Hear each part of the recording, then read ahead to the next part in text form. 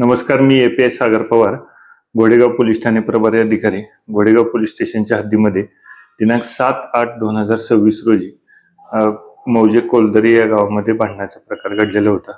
किरकोळ वादातून हा एक गंभीर घटना त्या ठिकाणी घडली.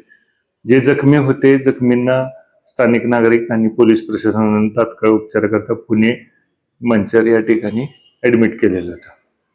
दरम्यान ह्या घटनेमध्ये जे जखमी शिवाजी काळे होते त्यांनी याबाबत फिर्याद दिली. त्याप्रमाणे आपण दिनांक 7/8/2026 रोजी खुनाचा प्रयत्न याबाबत गुन्हा दाखल केलेला होता. घटना घडल्यानंतर आपण तात्काळ आरोपीचा शोध घेऊन त्याला ताब्यात घेतलेलं होतं.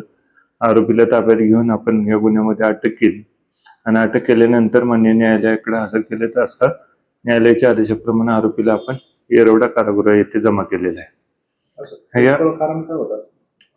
ह्यामध्ये असं झालेलं आहे की आरोपीनं त्या फिर्यादी यांच्या घरासमोर काहीतरी ठेवलं असं दुसऱ्या एक त्रयस्थ व्यक्तीने त्या फिर्यादी यांना सांगितलं आणि त्यामध्ये या ज्या घटनेमध्ये मयत महिला आहेत सुमन काळे यांना ते समजलं. मग त्या विचारायला गेल्या आणि ते काय ठेवलं होतंस किंवा काय याबाबत विचारणा करायला गेलेलं असतं. तिथं वाद झाला आणि त्यामध्ये त्या आरोपीने त्यांना त्या ठिकाणी जे फरशी आणि जमीन होती त्यावरती आपटून तसंच लोखंडी एक रॉड होता त्यानं मारहाण केलेली आहे.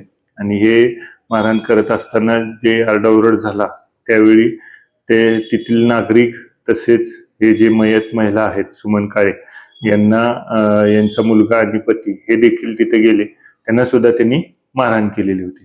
त्यामध्ये जे महिला ज्या मृत पावलेल्या आहेत त्यांचं काल पहाटे साधारण 2 वाजताच्या सुमारास उपचारादरम्यान मृत्यू झालेला आहे. त्याबाबत आपण जी काही कागदपत्रे आणि पुरावा मिळाला त्याप्रमाणे आपण त्यामध्ये खून याप्रमाणे BNS 103 प्रमाणे कलमवाढ केलेली आहे. त्यामध्ये याबाबत साक्षीदार वगैरे यांच्याकडे सखोल तपास करून जास्तीत जास्त सबळ पुरावा उपलब्ध करून आणि घटनेचं मूळ कारण यामागची काही पार्श्वभूमी आहे का याबाबतचा सखोल तपास केला जाईल आणि त्याप्रमाणे दोषारोपपत्र न्यायालयात सादर होईल. या अगोदर या आरोपीवरती सध्या तरी आपल्याकडे अभिलेख पडताळ असतं काही कुठला गुन्हा गंभीर गुन्हा किंवा कुठला गुन्हा दाखल असलेलीच माहिती प्राप्त नाही. परंतु एकंदरीत त्याबाबत सखोल लोकांनी काही यापूर्वी मागच्या कालावधीत काही तक्रारी अर्ज दिले होते का किंवा आणि काही कुठली तक्रार दिलेली होती का याची पडताळणी करून निश्चितच या गुन्ह्याच्या संदर्भामध्ये त्याचा समावेश केला जाईल. आणि यामध्ये अजून कोणी आरोपी असेल त्यांना सुद्धा त्याप्रमाणे आपण अटक केली जाईल आणि त्यांच्यावर सुद्धा कारवाई केली जाईल.